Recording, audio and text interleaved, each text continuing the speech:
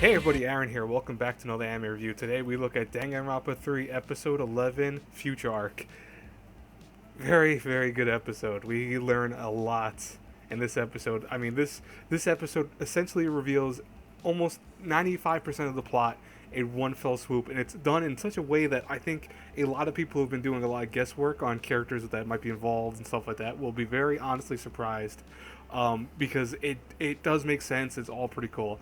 Now, what's interesting about this though is I like the beginning opening part of this where we see the original game, the first game, or the first anime series, whichever one you want to go off of, how everyone was leaving. We never got to see fully what that actually showed, and what we learned was that during the Side Despair episode where they showed the moving school, they were the students that were in the game, the killing game, were actually inside that moving castle without realizing it. So that's pretty cool.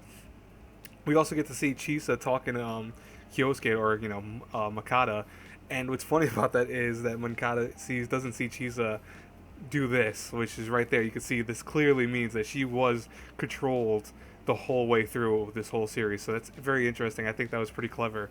Now, we see finally the book that Asahina took from Kyosuke. And what's interesting about this book is it shows a lot of things. Namely, what the book shows is how the people were killed in very similar ways by what looked like a knife that's shown there. And this knife that's shown there actually is something that we find out is something very crucial as the show progresses, or as most rather as this episode progresses. We also learn that according to Kyoko, all the murders weren't murders at all, but suicides. And so everyone's like, wait, suicides? What does that mean? So that means there was no attacker? What's going on? All of the deaths so far have been suicides during the time where everyone's been asleep. And we're going to learn why that is in a couple minutes. Now, what's cool from here is, Makoto decides to kind of set himself up. He goes into the main atrium, the main hallway, and decides he's going to wait there. He's going to be bound up so this way he can't do anything to himself or hurt himself, while everyone else goes back to a safe location.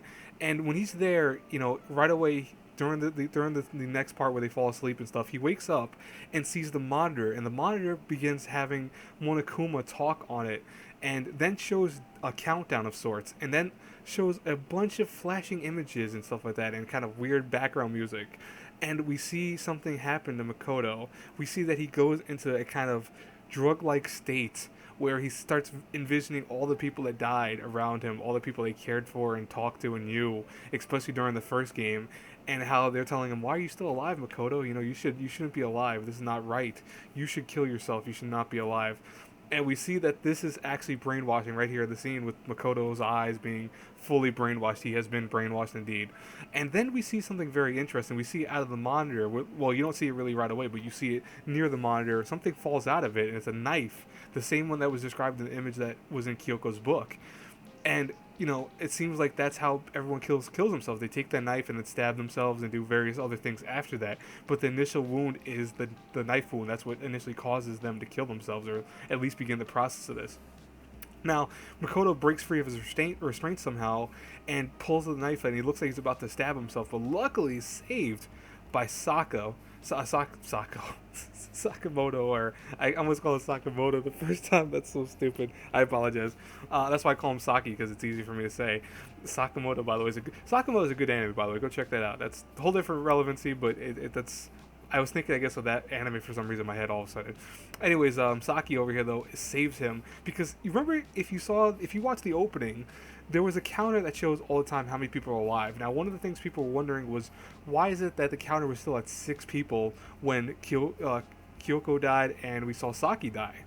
And so people had already theories built up, like, oh, one of them's not dead, or something's not happening with someone, maybe some secret person. I thought mostly because some secret person was alive somewhere. It was actually Saki. He actually cut his own wrist off to remove the bracelet, so this way he wouldn't die, because he thought that was what actually was causing it. But more so, he just found out that, through Makoto, that anyone near the monitors at the time of them going to sleep would wake up from the monitors and then be forced to watch the images that flew on the screen to brainwash them to killing themselves. So that was very interesting.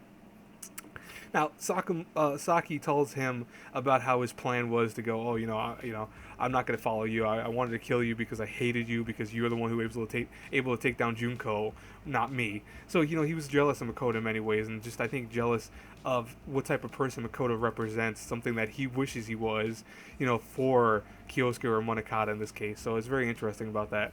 And then we see him go off into the dead end room, but what we also see apparently is that in that room is where a whole bunch of circuit breakers are. And within the next couple scenes, you actually see that those circuit breakers are actually what cuts the power off to the whole building. It puts it into emergency mode, so the monitors aren't working anymore, which is very interesting. But as we see in a couple minutes, though, Makata joins him to try to save him because he realizes that from Makoto telling him that he's hurt and injured, he needs his help. We see him running there, but unfortunately, Saki now is 100% officially dead. He bled to death, which kind of sucks, but hey, he at least cut the power off and was able to stop hopefully, the rest of the killing game, or at least a decent portion of it. Now, what's very interesting, though, is that, Makoto actually realizes something about Mitara around him. He goes, Mitara, used to be the ultimate animator. I mean, this was your job. Why is it that's interesting? Oh, and by the way, I almost forgot completely one of the big things about this. Apparently, Tengan was involved in this. He apparently was a remnant of despair. I almost forgot about that, and I apologize if you remember now, but he was a remnant of despair during this whole thing, and thus all the monitors in the room of the school are put, or excuse me, that building per se, are put up because he ordered all these monitors to be put up. So he wanted this killing game. So that must mean that within Side Despair and now, or whatever, there must have been a moment that Tengan was taken and then brainwashed himself to be like Chisa. So that's very interesting. I almost forgot about that completely. Now, Mitara, though, right away starts saying that he's innocent, that he's not the one that brainwashed it, that it was Junko the whole time and all this. He was very, very fast to be defensive. But what's interesting, though, is we see him pull his phone out because his phone apparently is not working. And look at right there. It says, you've received a message from Tengan. So was that a message that he must have received earlier? I'm just curious what message is. We don't learn about it in this episode, obviously. Anyways, great episode. A lot of people's theories have been proven right, which is really cool. I was proven wrong in some places, but I was also thinking that Mitara was behind this. So right now I'm officially thinking Mitara is behind this somehow. And even if it wasn't that he made the program now, he must have made it one time before, because as we know, he did program the various things and the animations and stuff like that. And this is his forte, so obviously he's involved somehow. Anyways, guys and girls, with that, I will talk to you all later. Have a great, great night. Bye-bye, everyone.